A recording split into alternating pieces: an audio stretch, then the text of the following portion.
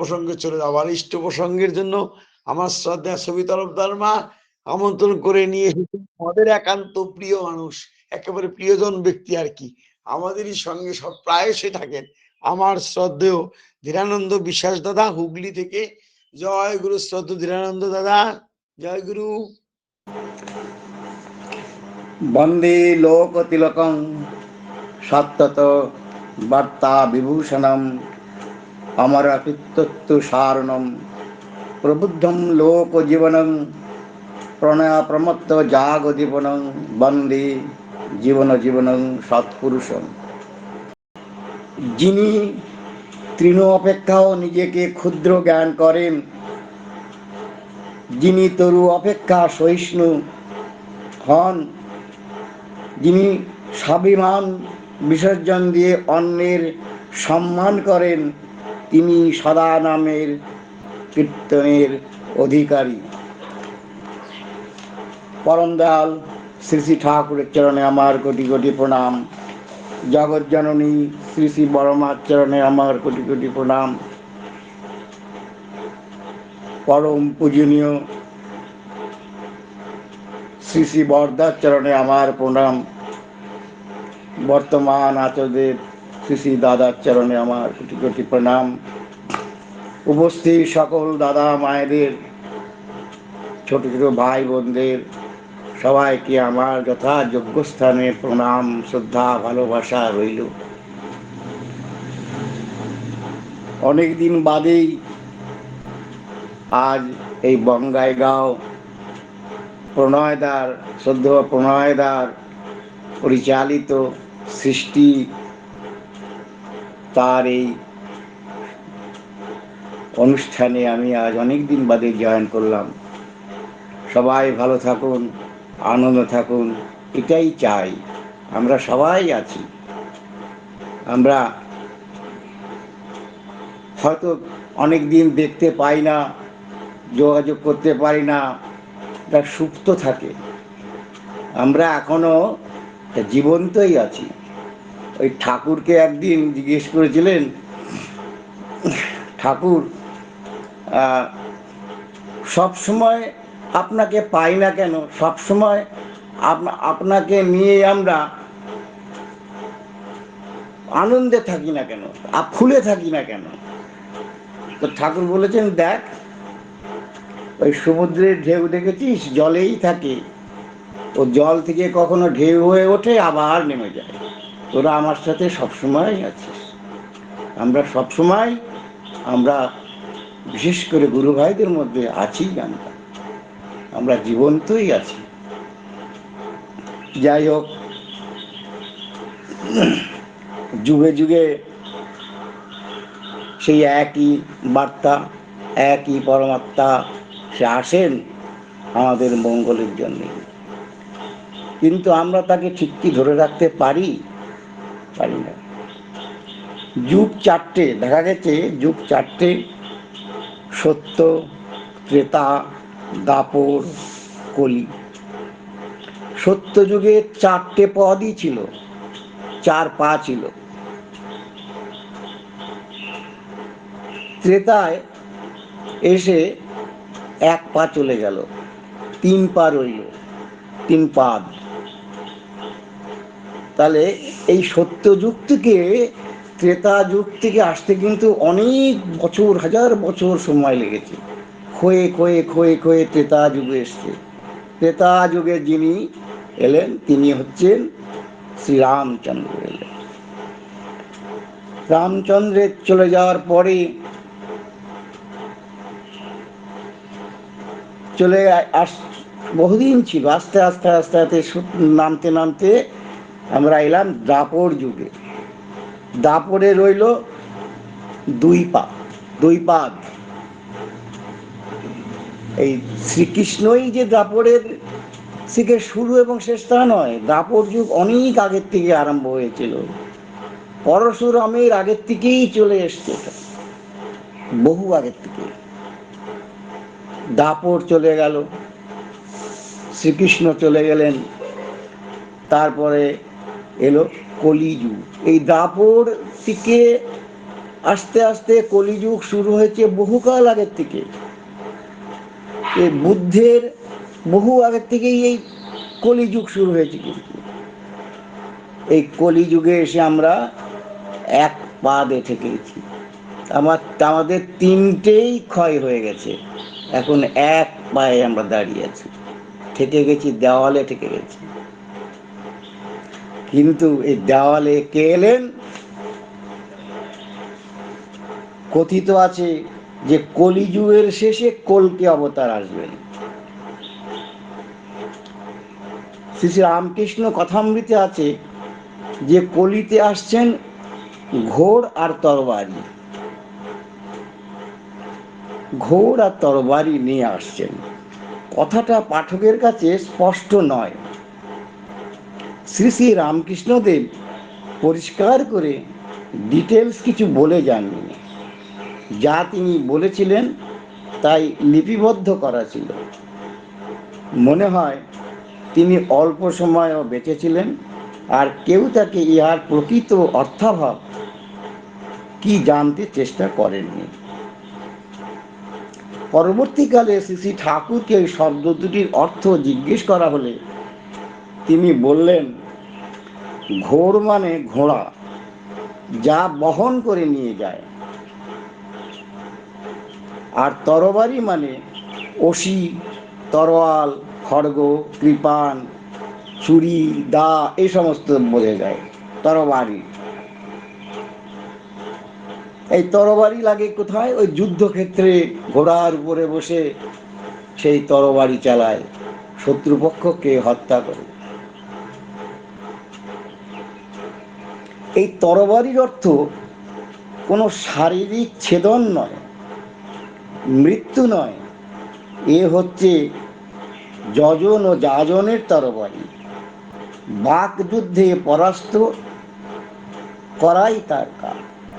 আর তরবারি ধার দিতে হয় কিভাবে? এই তরবারিকে ধার দিতে হয় যজন, যাজন, ইষ্টভীতি, সস্তায়নী, সদাচার। আসল ধার যার সাথে আমরা যুক্ত করে ধার করি, এই নাম ধ্যান। এই নাম ধ্যানের মাধ্যমে এবং ইষ্টভীতির মাধ্যমে আমরা আমাদের অন্তরটাকে ধার দিই, যাতে আমরা কথা এমন ভাবে বলি এই পরম পিতার ধারে তাকে নিয়ে আসতে পারি।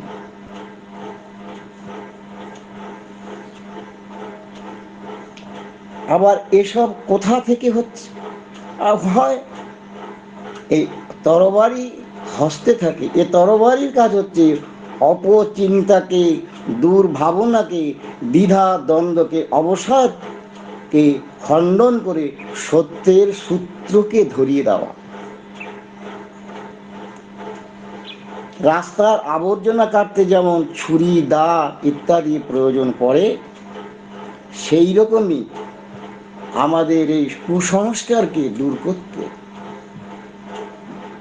এই বাকের দরকার। কথার মাধ্যমে, চিন্তার মাধ্যমে তাদেরকে সুনিয়ন্ত্রিত করে নিয়ে আসা। এই অস্ত্র আমাদের মনের আবর্জনা দূর করতে ঘোড়া, অশ্বগতি সম্পন্ন যে তিনি শক্তি তৈরি করলেন, সে হচ্ছেন আমাদের শ্রী শ্রী ঠাকুর। সৃষ্টি করলেন ঋত্বিক। ঠাকুর বলেছিলেন, ঋত্বিক আমার সৈন্য। গান্ধীজি যখন জিজ্ঞেস করেছিলেন শ্রী শ্রী ঠাকুরকে, তো বলছেন, আপনার সৈন্য কোথায়? বলে, আমার সৈন্য দেখছেন ঋত্বিক দাদারা। এই ঋত্বিকের মাধ্যমেই আমি চাই এই ঘোড়ার উপরে যিনি থাকেন, যিনি তরবারি হস্তে থাকেন, আমিই থাকি। আর ঋত্বিক দাদাদের হাতে হাতে যে পাঞ্জা থাকে, এই পাঞ্জার মধ্যে থাকি আমি। ঋত্বিক শব্দের অর্থ বলতে গিয়ে ঠাকুর বলছেন, সংবর্ধনের সাথিয়া, যাজ্ঞিক গতিসম্পন্ন। সংবর্ধনের সাথিয়া, যাজ্ঞিক গতিসম্পন্ন। ঋ মানে গমন, লোকচর্যি পরিবেদন সহিত ঋত্বিক, তিনিই তো ঋত্বিক। এই ঠাকুরের কথা ভাষাগুলো আমরা সচরাচর ব্যবহার করি না, অসম্ভব কঠিন। তাই ঠাকুর বলছেন, ঠাকুরকে জিজ্ঞেস করা গেছিল, ঠাকুর আপনার শব্দ ভান্ডার এত কঠিন, আমাদের তো মনে রাখাই সম্ভব নেই, অর্থই বুঝি না ঠাকুর। ঠাকুর বললেন কি, বড় শক্ত জিনিস, কিন্তু তোমাকে ওই দাঁত দিয়ে চিবিয়ে খেতে হবে। ওই তোমাকে আখ খেতে গেলে যখন দাঁত চিবাতে হয়, আর তা যদি চিবাতে না পারো তাহলে বেটে খেতে হবে, বারবার করে উচ্চারণ করতে হবে। বারবার করে যদি না যাই তাহলে আমার ভিতরে ঢুকতে পারি না। অনেক শব্দ ছোটবেলায় ঠাকুরের প্রার্থনা হ্যান ত্যান অনেক কিছু বাণীর মধ্যে পড়ে গেছি, কিন্তু হালকা হালকা বুঝেছি, কিন্তু গভীরে ঢুকতে পারিনি। অনেক দিন পড়তে পড়তে ব্যবহার করতে করতে আমার ভিতরকার যে জং ধরা যে জায়গাটা আস্তে আস্তে আস্তে আস্তে ধুয়ে ধুয়ে পরিষ্কার হয়। তা নাহলে আমরা ঠাকুরের কথা বুঝতে পারি না। ঠাকুরের বহু বাণী আছে, বহু কিছু আছে, বড় শক্ত।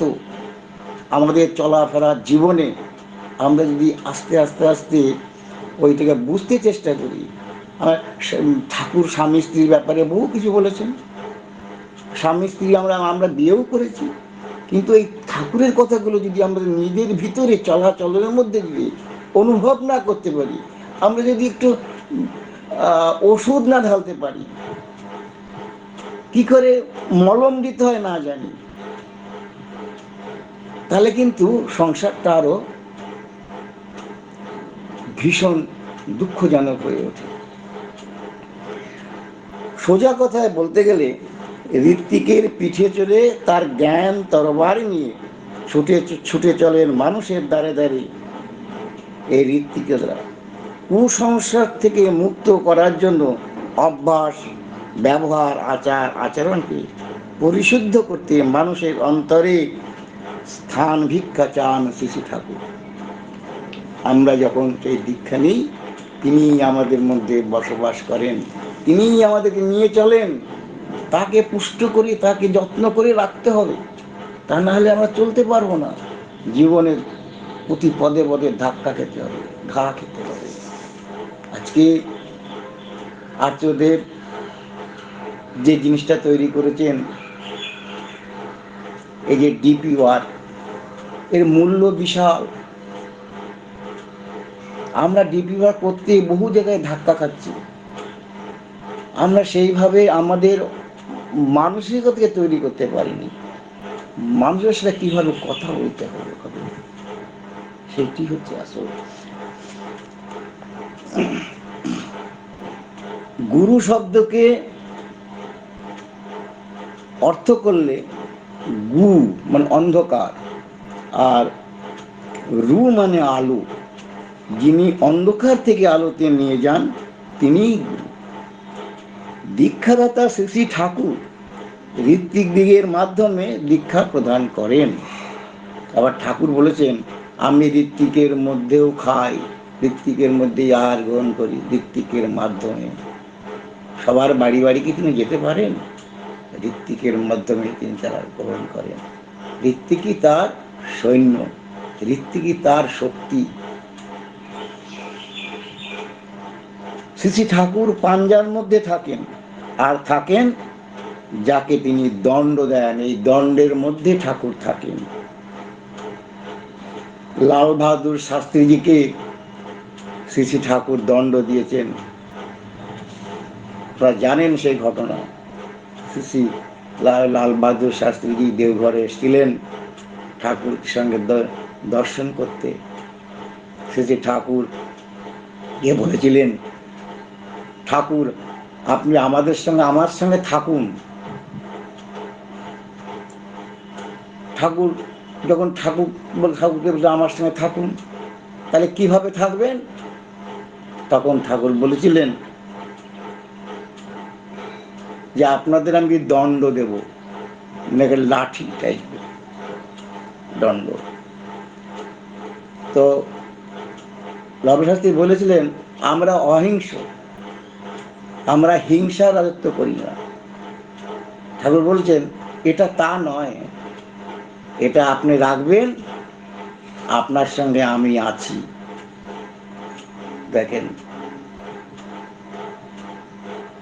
শ্রী শ্রী ঠাকুর তার সাথে তাকে তিনি ঠাকুর তাকে তিনি সেই দণ্ড প্রদান করলেন।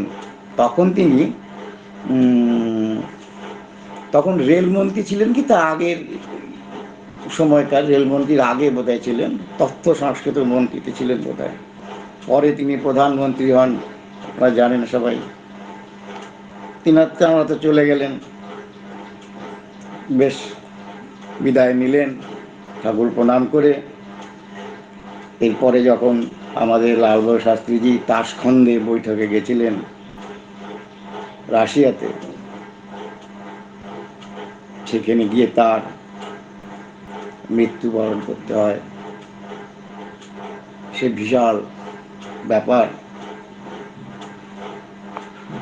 এই খবর যখন ঠাকুরের কাছে নিবেদন করা হলো, সুশীলদা ঠাকুরের কাছে নিবেদন করলেন লালবাবু শাস্ত্রীজি নেই, উনি মস্কোতে গিয়ে তিনি দেহ রেখেছেন।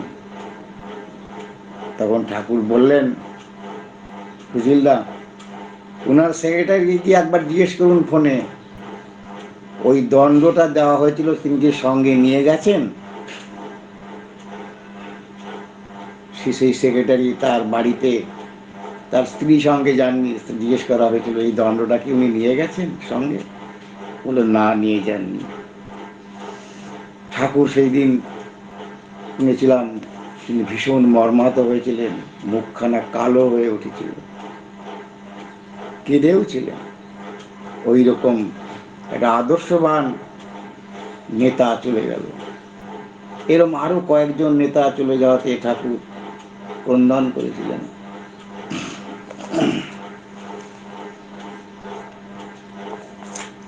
অনেকে ভাবে ঋত্বিক দীক্ষাদান বলে ঋত্বিক গুরু, তা কিন্তু নয়। যাকে ঋত্বিক দাদা দিচ্ছেন, দীক্ষা দিচ্ছেন, তার সঙ্গে সম্পর্ক হচ্ছে গুরু ভাই। আমরা সব কিন্তু গুরু ভাই। আসল সত্তা হচ্ছেন, পরম সত্তা হচ্ছেন শ্রী শ্রী ঠাকুর, তার থেকে সমস্ত সৃষ্টি।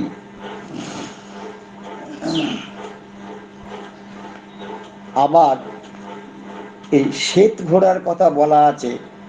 আমাদের ইতিহাসের সৎসঙ্গীদের পোশাকোষে শ্রী শ্রী ঠাকুরের বিছানা, বালিশ, ধুতি, গেঞ্জি, ফতুয়া সব সাদা। আমরা গুরু ভাইরা সবাই যতটা পারি চেষ্টা করি সাদা পোশাক পরতে। এই শ্বেত ঠাকুর খুব পছন্দ করতেন। ঠাকুর সাদা ফুল পছন্দ করতেন। ঠাকুরের কে জিজ্ঞেস করেছে, ঠাকুর শ্রী রামচন্দ্র কি সাদা ফুল পছন্দ করতেন? ঠাকুর বলেছিলেন হ্যাঁ, উনিও সাদা ফুল পছন্দ করতেন।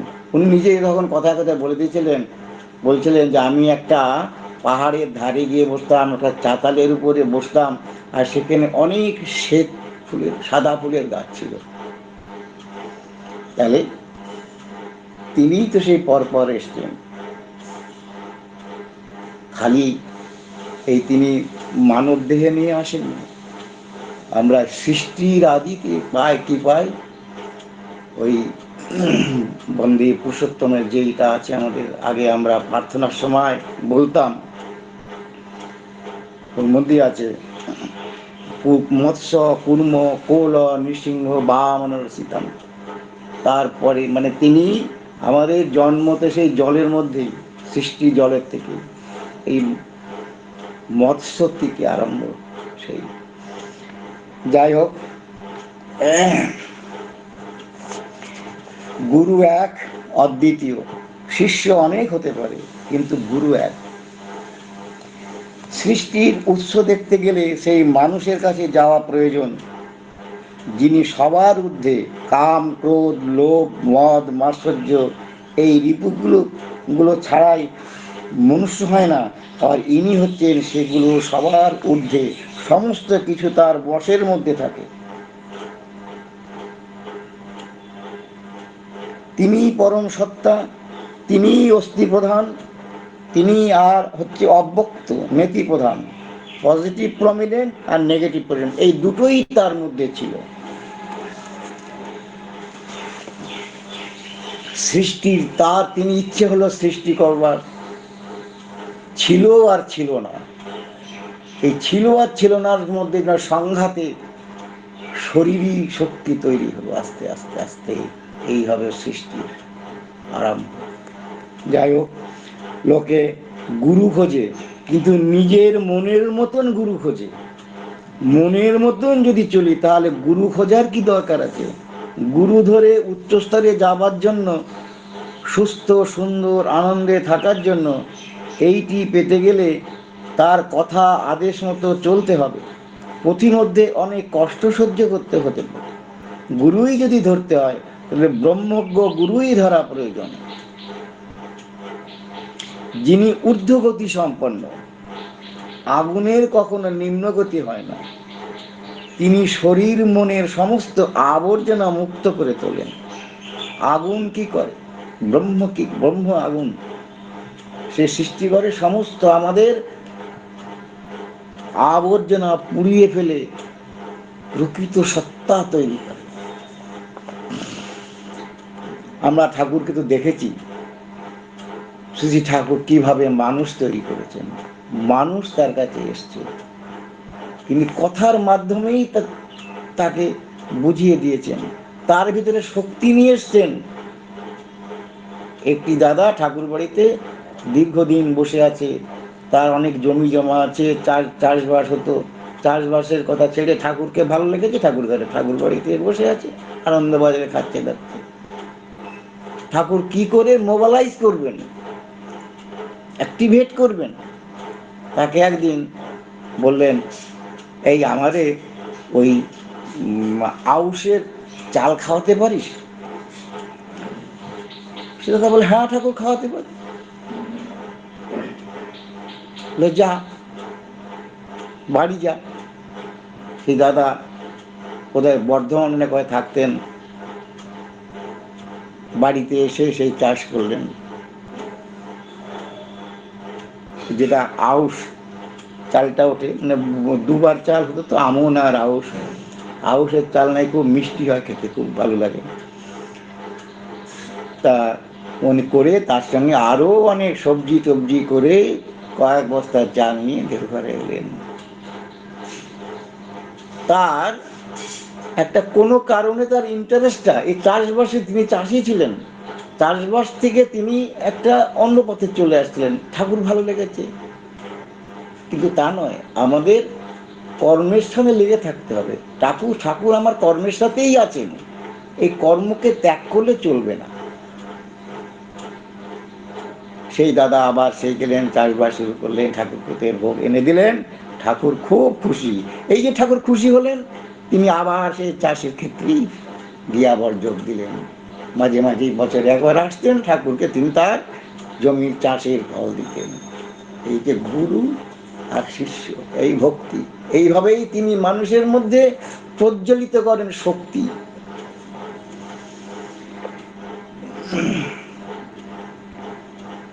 500 বছরে এই বাংলায় 3 বার সদ্গুরু আবির্ভূত হলেন। যারা তাকে না চিনতে পেরে উপহাস করলো, তাদের মতো হতভাগা আর দ্বিতীয় নাই। তাকে চিনতে না পারার কোনো কারণ নাই। কারো যদি প্রকৃতই ঈশ্বর তৃষ্ণা থাকে, সেই তৃষাই তাকে সদ্গুরুর কাছে এনে দেবে। চাতক পাখি যেমন তৃষ্ণায় গলা ফেটে গেলেও বিশুদ্ধ জল ছাড়া অন্য জল পান করে না, তেমনি প্রকৃত ঈশ্বর তৃষ্ণার্ত মানুষ সদ্গুরু ছাড়া অন্য গুরুতে তৃপ্ত হয় না। সদ্গুরু ছাড়া গতি নাই। গান আছে না একটা সুন্দর।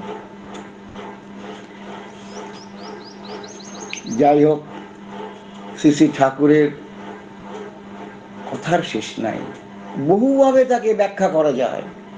তিনিই তো আমাদের সৃষ্টি করেছেন, আমাদের ইচ্ছা, আমাদের মানসিকতা, আমাদের সব কিছু। কিন্তু তার মধ্যে একটা তিনি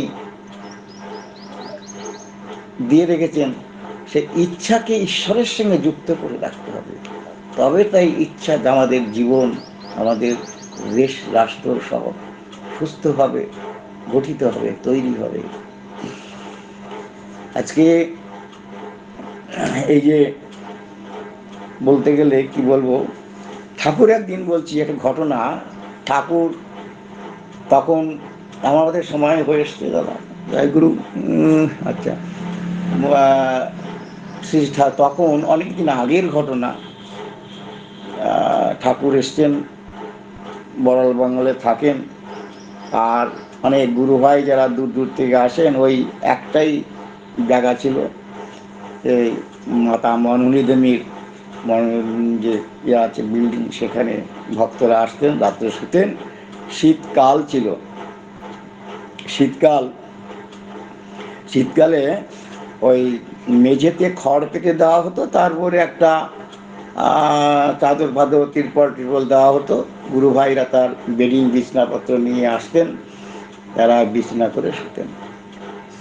এক দাদাও এরম এসছেন, তা উনি রাত্রে ছিলেন, তারা সকালে পরে ঠাকুর বাড়িতে এসছেন, ঠাকুর কাছে বসে আছেন। ঠাকুর দেবীটাকে জিজ্ঞেস করছেন,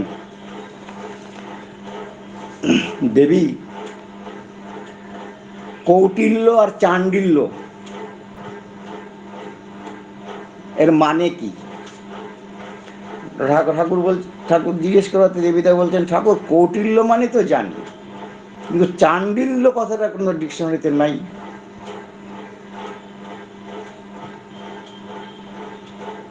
তখন ঠাকুর নিজে বললেন, কৌটিল্য কথার মানে হচ্ছে তিনি একজন বড় একজন সেই অর্থনীতিবিদ, সাম্রাজ্য চালিয়েছেন, রাজাকে যুক্তি বুদ্ধি দিয়ে, তার বিবেক দিয়ে কাউকে, কোনো মানুষকে ফেলতেন না।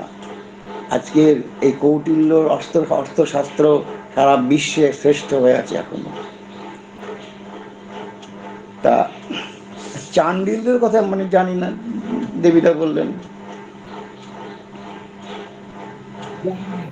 দাদা বসেছিলেন, ওই যে কালকে এসছিলেন রাত্রেবেলা, মনোবিধামে ছিলেন, উনি এসছেন, এসে দাদাকে বলছেন ঠাকুর, হ্যাঁ রে, তুই যখন বিছানা পেতে রেখে আনন্দবাজারে খেতে গেলি, তখন কি দেখলি?